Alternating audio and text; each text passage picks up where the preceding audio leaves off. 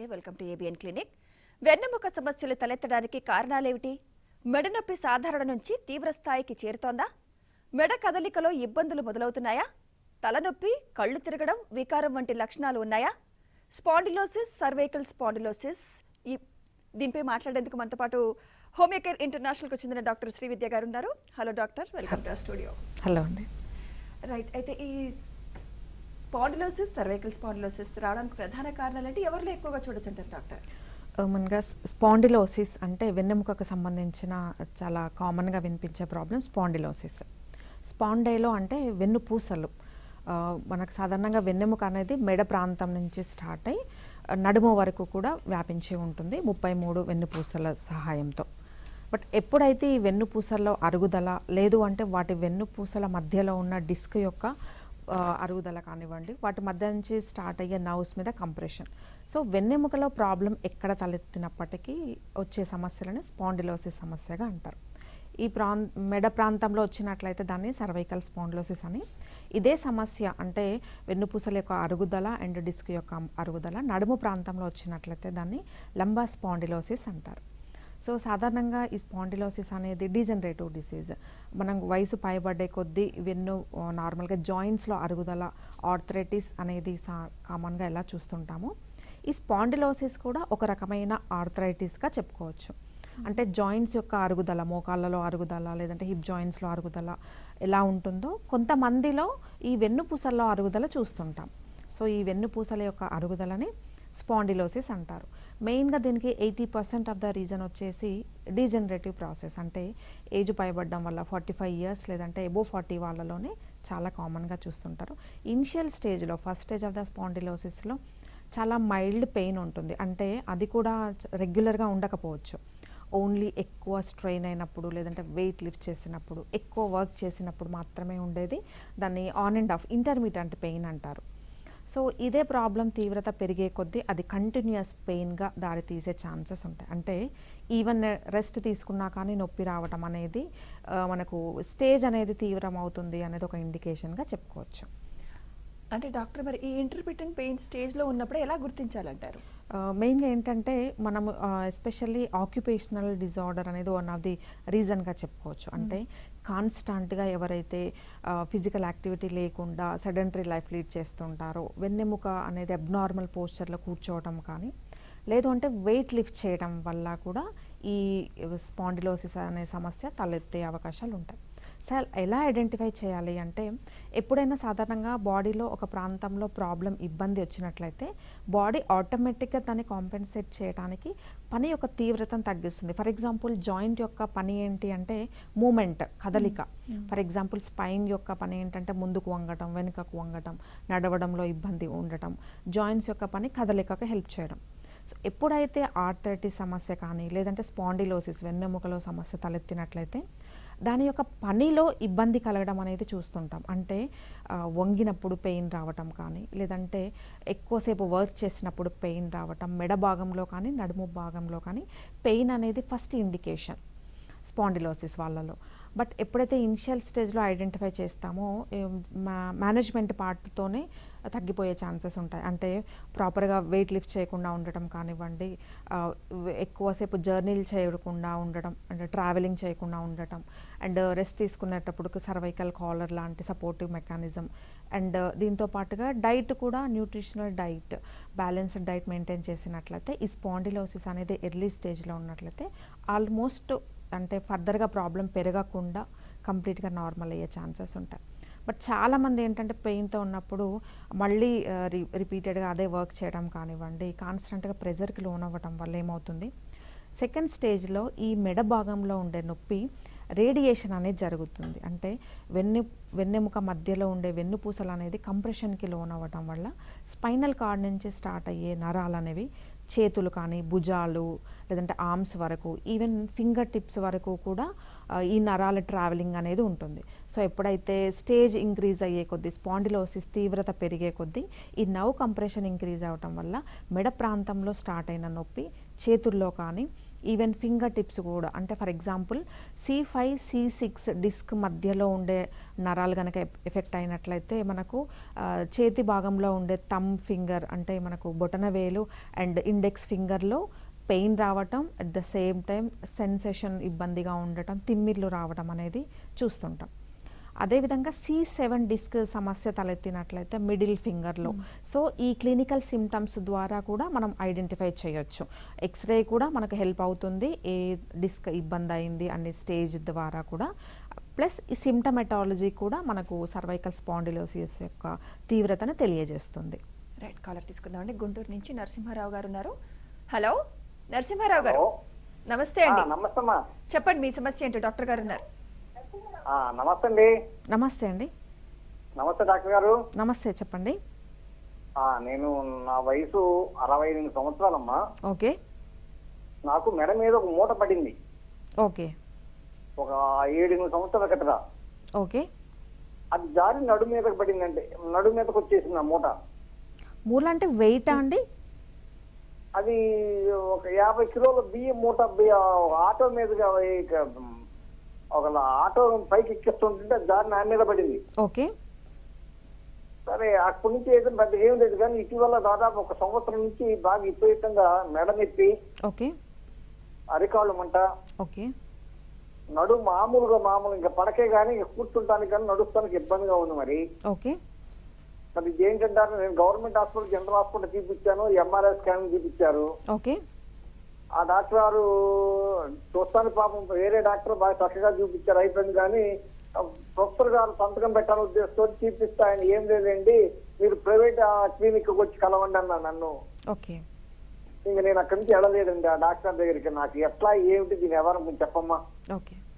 So మీ ప్రాబ్లమ్ని almost MRIలో మనకు క్లియర్గా తెలిసిపోతుందండి. 1 సంవత్సరం నుంచి కంటిన్యూస్గా నొప్పి వస్తుందంటే ఖచ్చితంగా ఇంటర్నల్గా డిస్క్ ప్రాబ్లం అనేది స్టార్ట్ అయ్యి ఉండొచ్చు. మోస్ట్లీ మెడ భాగంలో కానివ్వండి, ఎస్పెషల్లీ వెయిట్ అయితే ఎక్కడైతే పడిందో ఆ భాగంలో. అండ్ మీరు చెప్పిన దాన్ని బట్టి చూస్తే పాదాలలో తిమ్మిర్లు రావటం అనేది కూడా ఈ డిస్క్కి సంబంధించిన సమస్యగా చెప్పుకోవచ్చు. అంటే నరాల యొక్క పనితీరు తగ్గటం వల్ల దాన్ని న్యూరోపతి అంటారండి. సో నెగ్లెక్ట్ చేయకండి. ఆల్రెడీ MRI తీశారు కాబట్టి ఒకసారి తీసుకొని డైరెక్ట్గా హోమియోకేర్ ఇంటర్నేషనల్ని సంప్రదించండి. మీకు ఈ డిస్క్ ప్రాబ్లం ఏదైతే ఉందో మెడికేషన్ ద్వారా, సింపుల్ మెడిసిన్స్ ద్వారానే కంప్లీట్గా తగ్గిపోయి నార్మల్కి వచ్చే ఛాన్సెస్ ఉంటాయి. బట్ మీ విషయంలో చూసుకున్నట్లయితే 2 సమస్యలు అంటే సర్వైకల్ స్పాండిలోసిస్ మెడ భాగంలో అండ్ నడుము భాగంలో 2 కూడా క్లియర్గా చెప్పడం జరుగుతుంది. వెయిట్ లిఫ్ట్ చేయడం అనేది చాలా వరకు తగ్గించేసేయండి. కూర్చున్నప్పుడు, పడుకునేటప్పుడు, నిల్చున్నప్పుడు బాడీ పోస్చర్ అనేది, వెన్నెముక యొక్క స్ట్రక్చర్ అనేది ప్రాపర్గా మెయింటైన్ చేయడం చాలా ఇంపార్టెంట్. దీంతోపాటు కొద్ది రోజులు హోమియోపతి మెడికేషన్ తీసుకోండి. మీకు ఆల్మోస్ట్ MRIలో కనిపించిన ప్రాబ్లం ఏదైతే ఉందో డిస్క్ సమస్య కంప్లీట్గా బయటపడతారు. రైట్, జగిత్యాల నుంచి సాయి కిరణ్ గారు లైన్లో ఉన్నారండి. హలో సాయి కిరణ్ గారు, నమస్తే అండి. నమస్తే మేడం. చెప్పండి మీ సమస్య ఏంటో, డాక్టర్ గారు ఉన్నారు. నా వెన్నుముక ప్రాబ్లం మేడం. అంటే S1 L5 డిస్క్ కొంచెం బయటకు వచ్చింది అని అన్నారు. మీ ఏజ్ ఎంత అండి? S1 L5 and S1. Me age ఎంత అండి? 24 మేడం. 24. ఎప్పటి నుంచి ఈ ప్రాబ్లం ఉంది మీకు, back pain problem? Madam 4 years అవుతుంది ప్రాబ్లం కాబట్టి. ఓకే. మీరు ఏం వర్క్ చేస్తుంటారండి? Electrical madam. ఎలక్ట్రిక్. సో మీకు ఆల్రెడీ తెలిసే ఉంటుంది 4 సంవత్సరాల నుంచి ప్రాబ్లం అంటే L5S1 అనేది వెన్నెముక యొక్క చివరి ప్రాంతం. అంటే నడుము కింది భాగంలో ఉండే చివరి వెన్నెముక L5 అండ్ S1 మధ్యలో ఉండే డిస్క్ అనేది సమస్యకు లోన్ అవ్వటం వల్ల అది 3 స్టేజ్లో ఉంటుందండి. First stage of the spondylosis వచ్చేసి డిస్క్ బల్జ్. అంటే కొద్దిగా ఆ డిస్క్ అనేది బయటికి పొడుచుకొని రావటం, అది ముందు వైపు కావచ్చు, రైట్ ఆర్ లెఫ్ట్ ఏ వైపు అయినా ఉండొచ్చు. సో క్రమేణా ఈ డిస్క్ బల్జ్ అనేది స్లిప్ డిస్క్ వరకు కానీ PIVD అంటారు. సో ఈ సమస్యలకు దారితీసే ఛాన్సెస్ ఉంటాయండి. ఎర్లీ ఏజ్లో రావటం అనేది కూడా నా వీడియోస్ రెగ్యులర్గా చూడడం జరుగుతుంది. సో మెయిన్గా మీ విషయంలో చూసుకున్నట్లయితే వర్క్ చేసేటప్పుడు కానీ అండ్ డ్రైవింగ్ చేసేటప్పుడు ఎప్పుడైతే నడుము మీద ఎక్కువ స్ట్రెయిన్ పడుతుందో అలాంటి యాక్టివిటీస్లో మాత్రమే నడుముకు సంబంధించిన బెల్ట్ అనేది మీకు అడ్వైస్ చేసి ఉంటారు. ఇది ధరించడం చాలా ఇంపార్టెంట్, ఎందుకంటే ఎక్స్టర్నల్గా సపోర్ట్ ఉన్నప్పుడు హోమియోపతి మెడికేషన్ ద్వారా ఈ డిస్క్ బల్జ్ కానీ ఇంటర్నల్గా స్లిప్ డిస్క్ ఏదైతే ఉందో అది ఖచ్చితంగా ప్రాపర్కి రావడం జరుగుతుంది. సో ఒకసారి ఎంఆర్ఐ రిపోర్ట్ తీసుకొని దగ్గరగా ఉన్న హోమియోకేర్ ఇంటర్నేషనల్ని సంప్రదించండి. రైట్, ఇంకో కాల్ రండి. హైదరాబాద్ నుంచి రవి గారు లైన్లో ఉన్నారు. హలో రవి గారు, నమస్తే అండి. నమస్తే మేడం. చెప్పండి, మీ సమస్య ఏంటో డాక్టర్ గారు ఉన్నారు. మేడం మన దగ్గర సూరిబాబు అని పనిచేస్తాడు మేడం, మిల్క్ సప్లై చేస్తాను నేను. ఓకే, ఆ అబ్బాయికి బ్యాగులు రైతు మోసి ఇట్లా రైతుకు వంగిపోయినాడు మేడం. ఓకే, అయితే ఒక్కొక్కసారి బండి పైన కింద పడ్డాడు.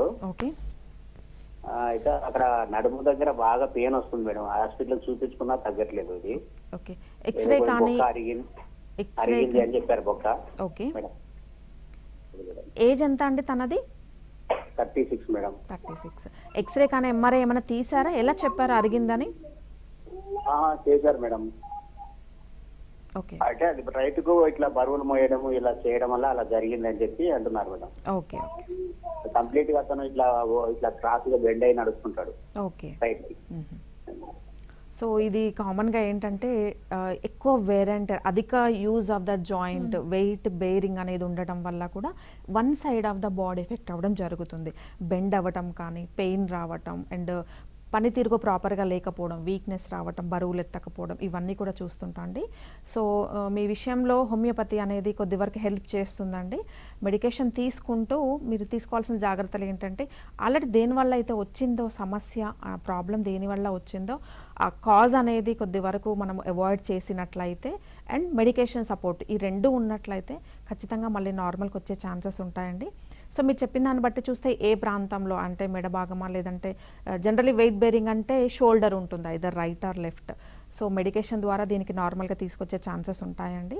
ఒకసారి రిపోర్ట్ తీసుకొని డైరెక్ట్గా విజిట్ అవ్వండి. రైట్, హైదరాబాద్ నుంచి మురళి గారు ఉన్నారు లైన్లో. హలో మురళి గారు, నమస్తే అండి. హలో డాక్టర్ గారు నమస్తే అండి. నమస్తే. నాకు సర్వైకల్ స్పాండిలోసిస్ నేను సఫర్ అవుతున్నాను.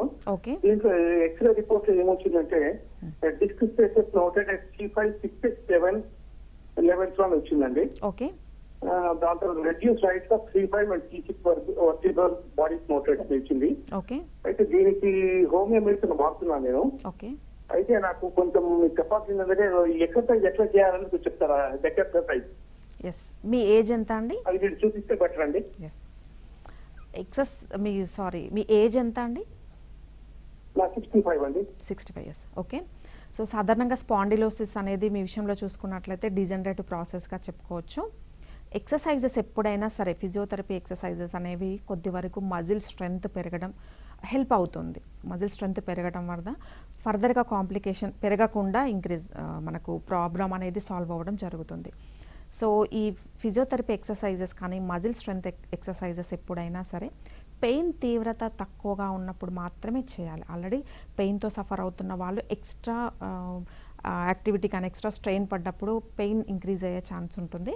సో ఖచ్చితంగా ఎప్పుడైతే ఏ రోజైతే పెయిన్ తీవ్రత తక్కువగా ఉంటుందో ఆ పర్టికులర్ డేలో 3 times morning, afternoon and evening 3 times కూడా స్ట్రైట్గా నిటారుగా నిల్చొని ఈ మెడ అనేది అంటే వెనక్కి వంచడం అంటే backward and side wise right and left ఇవి రెండు ప్రాపర్గా మెయింటైన్ చేయడం చాలా ఇంపార్టెంట్. ఎప్పుడైనా సరే సర్వైకల్ స్పాండిలోసిస్ పేషెంట్ కానీ lumbar spondylosis patients forward bending చేయకూడదు. ముందుకు వంచడం వల్ల ఈ యొక్క డిస్క్ కంప్రెషన్ కానీ నర్వ్ కంప్రెషన్ అనేది ప్రాబ్లం పెరుగుతుంది. సో ఎప్పుడైనా సరే ఈ ఫిజియోథెరపీ ఎక్సర్సైజెస్ స్పైనల్ కార్డ్ యొక్క బ్యాక్వర్డ్ కానీ అండ్ సైడ్ వైజ్ ఈ రెండు చేస్తేనే మీకు హెల్ప్ అవుతుంది. సో ఒకసారి డైరెక్ట్గా విజిట్ అయినట్లయితే మీకు మీ ప్రాబ్లంకి ఎంత టైం చేయాలనేది కూడా క్లియర్గా ఎక్స్ప్లెయిన్ చేయడం జరుగుతుంది. రైట్, విజయవాడ నుంచి నారాయణ గారు లైన్లో ఉన్నారు. హలో నారాయణ గారు అండి, నమస్తే అండి. Hello doctor చెప్తామంటారా? నారాయణ గారు చెప్పండి మీ సమస్య ఏంటో. డాక్టర్ శ్రీవిద్య గారు ఉన్నారు. 2005 నుంచి L4, L5లో కొద్ది ప్రాబ్లం ఉందండి. ఓకే, అది హాస్పిటల్ చూపిస్తే కొంచెం తగ్గిందండి. వాళ్ళ ఓకే. తర్వాత అట్లానే 2000 మాకు హోమియోపతి అంటే కొద్ది లైన్ లో ఉందండి. అట్లా ఉండటం వల్ల మనకి ప్రాబ్లం వస్తుంది. అప్పుడు సర్జరీ అన్నారండి మామూలుగా ఇంగ్లీష్ మందులు హాస్పిటల్కి వెళ్తే. ఓకే. ఇప్పుడు అట్లానే ఉంది, మరి ఎక్కువగా ఉంది, కొద్ది గొడుగు పెట్టినప్పుడు నొప్పులు వస్తాయి. మామూలుగా మనం దినచర్య చేస్తే ఏం రావట్లేదు. ఓకే ప్రస్తుతానికి బాగానే ఉంది. తర్వాత ఈ హోమియోపతి వాడుతున్నాము మేము. ఓకే దీన్ని లాంగ్ టర్మ్ పొడిగిస్తే ఏమైనా ప్రాబ్లం వస్తుందా మాకు? ఓకే మీ వయసు ఎంత అండి? నా వయసు 50 అండి. 60. మీకు డిస్క్ ప్రాబ్లం కాకుండా వేరే ప్రాబ్లం ఇంకా ఏమైనా ఉందా, లైక్ బీపీ కానీ డయాబెటిక్?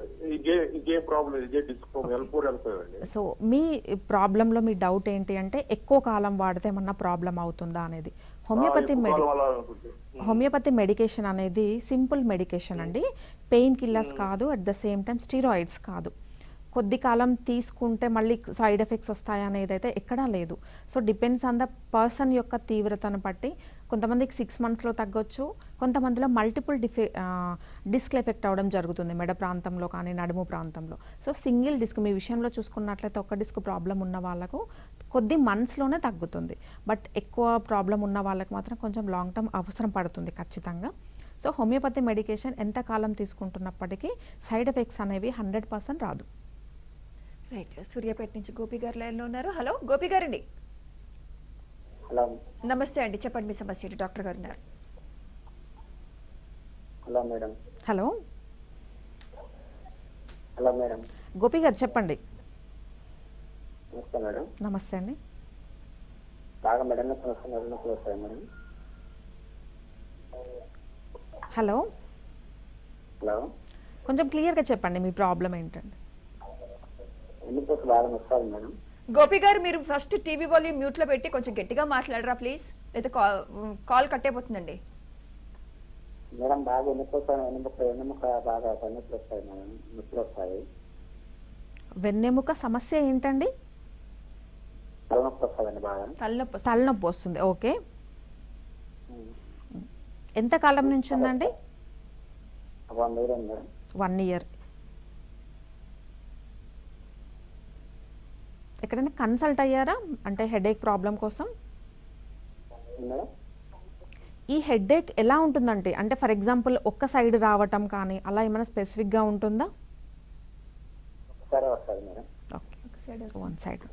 ఓకే, ఎప్పుడైనా కన్సల్ట్ అయ్యారండి డైరెక్ట్గా? బయట వేరే మెడిసిన్స్ వాడాను మేడం, తగ్గినప్పుడు బాగానే ఉంటుంది, మళ్ళీ మధ్యలో వస్తుంది. ఓకే, మీ వయసు ఎంత అండి? 28 మేడం. ఓకే, సో జనరల్గా 1 side హెడేక్ అనేది మైగ్రేన్ సమస్యగా చెప్పుకోవచ్చు. ఒక్క సైడ్ మాత్రమే, ఐదర్ రైట్ కానీ లెఫ్ట్ కానీ ఉంటుంది. తీవ్రత ఎక్కువగా ఉన్నప్పుడు కంటి చూపు మందగించడం కానీ, హెవీ లైట్ని చూడలేకుండా ఉండడం, వామిటింగ్ సెన్సేషన్గా ఉండడం, కొంతమందిలో తీవ్రంగా వామిటింగ్స్ అవ్వటం, చాలా స్టేజెస్లో ఉంటుందండి మైగ్రేన్ సమస్య అనేది. ఎస్పెషల్లీ దీనికి అదర్ రిలేషన్ ఏమైనా ఉందా అంటే ప్రీవియస్గా ఏమైనా ఇంజురీ వల్ల డెవలప్ అయిందా, లేదంటే కొంతమందిలో ఫ్యామిలీ హిస్టరీ వల్ల కూడా వచ్చే ఛాన్సెస్ ఉంటాయండి. హోమియోపతిలో మైగ్రేన్కి శాశ్వతంగా తగ్గిపోయే విధంగా మీకు ట్రీట్మెంట్ అని ఉండడం జరుగుతుందండి. ఒకసారి డైరెక్ట్గా విజిట్ అవ్వండి. రైట్, అయితే స్పాండిలోసిస్కి హోమియోకేర్ ఇంటర్నేషనల్ ఎలాంటి చికిత్స అందుబాటులో ఉంది డాక్టర్? మెయిన్గా ఈ స్పాండిలోసిస్ అనేది, spondylosis and spondylitis is the 2 different problems. Spondylosis అనేది degenerative age related problem, and spondylitis అనేది ఏజ్తో సంబంధం లేకుండా ఇన్ఫ్లమేటరీ డిసీజ్ అనమాట. అంటే 20+ yearsలో 30+ yearsలో బోత్ మేల్స్లో కానీ ఆడవాళ్ళలో కానీ వచ్చే ఛాన్సెస్ ఉంటాయి. లక్షణాలు ఒకే విధంగా ఉండొచ్చు, ఎందుకంటే వెన్నెముకకు సంబంధించిన ప్రాబ్లమ్స్ స్పాండిలైటిస్ అయినా కానీ స్పాండిలోసిస్. బట్ ఎర్లీ ఏజ్లో వచ్చే స్పాండిలైటిస్ ఏంటి అంటే, ఈవెన్ ఎర్లీ మార్నింగ్ లేవగానే అంటే రెస్ట్ తీసుకున్నా కానీ నొప్పి తీవ్రత ఎక్కువగా ఉండటం, at the same time stiffness అంటారు. అంటే నొప్పి కంటే కూడా ఈ స్టిఫ్నెస్ అనేది, కదలిక అనేది కంప్లీట్గా తగ్గిపోయి స్టిఫ్గా అయిపోవడం, మెడ భాగం కానీ లేదంటే మధ్యలో థొరాసిక్ భాగం కానీ లేదంటే నడుము ప్రాంతంలో ఈ వెన్నెముక అనేది కదలికలు కంప్లీట్గా తగ్గిపోయి స్టిఫ్గా ఉండిపోవడం, ఒక బాంబూ స్టిక్ లాగా ఉండిపోవడం. ఎస్పెషల్లీ ఆటోఇమ్యూన్ డిసీజెస్ అయిన రుమటాయిడ్ ఆర్థరైటిస్ కానీ లేదంటే HLA-B27 పాజిటివ్ ఉన్న వాళ్ళలో, అంటే యాంకలోజింగ్ స్పాండిలైటిస్ ఉన్న వాళ్ళలో ఈ లక్షణాలు అనేది ఉంటాయి. సో ఒక పర్సన్ ఎవరైనా వెన్నెముక సమస్యతో అప్రోచ్ అయినప్పుడు ఏ రకమైన ప్రాబ్లం అనేది డిఫరెన్షియేట్ చేయడం చాలా ఇంపార్టెంట్. ఎందుకంటే స్పాండిలైటిస్ అనేది చాలా కాంప్లికేషన్స్కి దారి తీసే ఛాన్సెస్ ఉంటాయి, ఎందుకంటే ఆటోఇమ్యూన్ డిసీజ్ కాబట్టి. సో స్పాండిలోసిస్ అయినా స్పాండిలైటిస్కైనా హోమియోకేర్ ఇంటర్నేషనల్లో చికిత్స అందుబాటులో ఉంది అంటారు. Yes. ఫస్ట్ కాల్ తీసుకుందాము, తర్వాత చికిత్స గురించి మాట్లాడదాం. హైదరాబాద్ నుంచి సత్య గారు లైన్ లో ఉన్నారు. హలో సత్య గారు, నమస్తే అండి. సత్య గారు, హలో హలో నమస్తే అండి, చెప్పండి మీ సమస్య ఏంటో. డాక్టర్ గారు ఉన్నారు. నమస్తే అండి. నమస్తే అండి, హలో హలో వినిపిస్తోందండి? చెప్పండి అండి. ఇది నాది ఒక 2 months బ్యాక్ సర్వైకల్ స్పాండిలైటిస్ వచ్చింది. ఓకే సో ఆ టైంలో నాకు కొంచెం తల తిరగడం, కొంచెం బ్యాలెన్స్ తప్పుతున్నట్టుగా ఉండడం అది వచ్చింది. ఓకే సో ఆర్థోపెటిక్ చూపిస్తాను, ముందు వర్తిన్ వేసుకోమన్నారు, తర్వాత ఏమో అలాగా సుజనా పోర్ట్ సజెస్ట్ చేశారు. So Okay. At the same time నేను హోమియో కూడా వాడుతున్నాను. ఓకే బట్ ఇంకా ఈ తల తిరగడం అనేది కొంచెం తగ్గింది కానీ మరి పూర్తిగా తగ్గలేదు. ఓకే మీ ఏజ్ ఎంత అండి? అలా ఏజ్ వచ్చేసి 38. ఓకే సో మీరు చెప్పింది ఏంటంటే ఆల్రెడీ సర్వైకల్ స్పాండిలోసిస్ ఎప్పుడైనా కానీ గిడ్డినెస్ రావటం అంటే వర్టిగో రావటం అండ్ ఈ నవ్ కంప్రెషన్ ఎక్కువగా ఉన్నప్పుడు మాత్రమే, ఎస్పెషల్లీ 3rd స్టేజ్లో ఉన్నప్పుడు మాత్రమే ఈ లక్షణాలు ఉంటాయి. అంటే కళ్ళు తిరగటం కానీ ఈ చక్కర వర్టిగో రావటం అనేది జరుగుతుంది. So first stage of the cervical spondylosis తగ్గడానికి 3rd స్టేజ్ తగ్గడానికని కొంచెం టైం టేకింగ్ ప్రాసెస్. ఎప్పుడైతే వర్టిగో తగ్గిందో మీకు ఇంటర్నల్గా నవ్ కంప్రెషన్ నుంచి బయటపడ్డట్టే అర్థం. సో ఇంకా కొద్ది రోజులు కంటిన్యూ చేయండి, ఈ కంప్లీట్గా సర్వైకల్ స్పాండిలోసిస్ నుంచి బయటపడతారు. At the same time driving చేసేటప్పుడు కానీ లేదంటే ఎక్కువగా వర్క్ చేయాల్సి వచ్చినప్పుడు మీకు సర్వైకల్ కాలర్ లాంటి సపోర్ట్ కనుక తీసుకున్నట్లయితే ఈ ప్రాబ్లం అనేది ఫర్దర్గా పెరగకుండా ఉండడం, నెక్ మీద ఎక్స్ట్రా స్ట్రెయిన్ పడకుండా ఉంటుంది. అండ్ సెకండ్ థింగ్, పెయిన్ యొక్క తీవ్రత తక్కువగా ఉన్నప్పుడు మీకు డాక్టర్గా సజెస్ట్ చేసిన ఎక్సర్సైజెస్ కూడా మెయింటైన్ చేసినట్లయితే చాలా వరకు హెల్ప్ అవుతుంది. సో హోమియోపతి మెడికేషన్ కంటిన్యూ చేయండి. రైట్, తెనాలి నుంచి నారాయణ గారు లైన్ లో ఉన్నారు. హలో నారాయణ గారు, హలో నమస్తే అండి, చెప్పండి మీ సమస్య ఏంటో. నమస్తే. నమస్తే మేడం గారు. నమస్తే అండి. హలో అది మా మిస్సెస్ గురించి ఎదుగుదామని చెప్పి చేశాను మేడం. చెప్పండి. ఈ మా మిస్సెస్ కి వెనకాల వెళ్ళిపోయి కొద్దిగా ఇది అయిందండి, Okay. పెయిన్ వస్తుంది. Okay hello? చెప్పండి. అది ఇంతకుముందు 2 years బ్యాక్ చూపించానండి. అది మద్రాసు చూపించి ఆఫీసులు వెళ్ళాలన్నారు. ఓకే సో అదే మెడిసిన్ వాడుతున్నాము. ఈ లాక్డౌన్ వలన ఇంకా వెళ్ళలేకపోయాము. ఓకే ఇవాళ మీ టీవీలో చూసాము, హోమియోలో కూడా ఉందని చెప్పి దాని గురించి ఏం తెలుసుకున్నాం అని చెప్పి చెప్పాను. ఓకే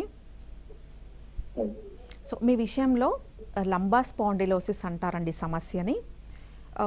ఓన్లీ ఒక్క వెన్నుపూస మాత్రమే ఇబ్బంది ఉంది. L5 అండ్ S1 అనేది వెన్నుపూస యొక్క చివరి భాగం. ఒక్క డిస్క్ ప్రాబ్లం ఉన్నప్పుడు 99% పర్సన్స్లో ఎవరిలో పేషెంట్స్లో కూడా సర్జరీ అవసరం పడదు. మనం తీసుకునే జాగ్రత్తలు హోమియోపతి మెడికేషన్ కంటిన్యూస్గా ప్రాపర్గా తగ్గేంత వరకు తీసుకుంటే కనుక మెడికేషన్తోనే నార్మల్గా వచ్చే ఛాన్సెస్ ఉంటాయండి. ఒకసారి MRI రిపోర్ట్ తీసుకొని నియరెస్ట్ బ్రాంచ్ని సంప్రదించండి. సో స్పాండిలోసిస్ అయినా, సర్వైకల్ స్పాండిలోసిస్ అయినా, లంబార్ స్పాండిలోసిస్ అయినా చికిత్స ఏ విధంగా ఉంటుంది, ఎంతకాలం పడుతుంది తగ్గడానికి అంటారు? సో సర్వైకల్ స్పాండిలోసిస్ యొక్క ట్రీట్మెంట్ అనేది ఎప్పుడైనా తీవ్రత మీద డిపెండ్ అయి ఉంటుంది. చాలా కామన్, అందరికీ తెలిసిన విషయం. ఫస్ట్ స్టేజ్ మైల్డ్గా ఉన్నప్పుడు చాలా తక్కువ టైంలో వితిన్ ఫ్యూ మంత్స్లోనే రికవరీ అయిన వాళ్ళు ఉంటారు.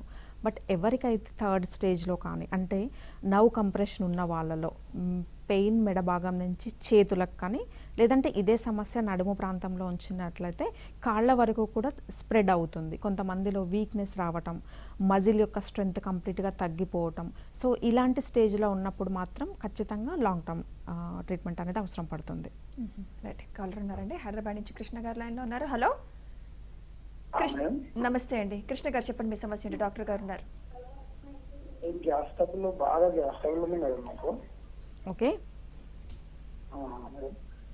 అసలు ఇంత మామూలుగా రైట్ సైడ్ లో బాగా పెయిన్ వస్తుంటుంది మేడం. ఓకే ఏం తిన్నా అదే ఫ్లేవర్ గ్యాస్ ఫామ్ అవుతుంటుంది మేడం. ఓకే మీ ఏజ్ ఎంత అండి? అది 31 మేడం. ఓకే ఎంత కాలం నుంచి ఉంది మీకు ఈ గ్యాస్ట్రైటిస్ ప్రాబ్లం? ఒక 3 years నుంచి ఎక్కువ వస్తుంది మేడం. ఓకే మీరు ఏం వర్క్ చేస్తుంటారు? 3 years. ఓకే సో సాధారణంగా గ్యాస్ ట్రబుల్లో కూడా చాలా వెరైటీస్ ఆఫ్ ద ట్రబుల్స్ ఉండొచ్చు. అంటే మీరు చెప్పింది చూసినట్లయితే రైట్ సైడ్ ఆఫ్ ద అబ్డామిన్లో పెయిన్ రావటం అండ్ ఆల్మోస్ట్ 3 years నుంచి గ్యాస్ట్రైటిస్ సమస్యతో సఫర్ అవుతున్నారు కాబట్టి ఒకసారి ఎండోస్కోపీ రిపోర్ట్ అనేది అవసరం పడుతుంది. ఎందుకంటే ఏ ప్రాబ్లం వల్ల పెయిన్ రావటం జరుగుతుంది, ఎందుకంటే చాలా ఇయర్స్ టుగెదర్ కంటిన్యూస్గా ట్రబుల్ ఉంది అంటే ఖచ్చితంగా ఇంటర్నల్గా స్టమక్ అల్సర్స్ ఫామ్ అవ్వటం కానీ లేదంటే ఈసోఫేగల్ ప్రాబ్లమ్స్ ఉండటం అనేది చాలా కామన్గా చూస్తుంటారు. ఒకసారి మీరు ఎండోస్కోపీ రిపోర్ట్ చేయించి డైరెక్ట్గా విజిట్ అవ్వండి డాక్టర్ గారిని. Right, prevention is better than cure అంటారు.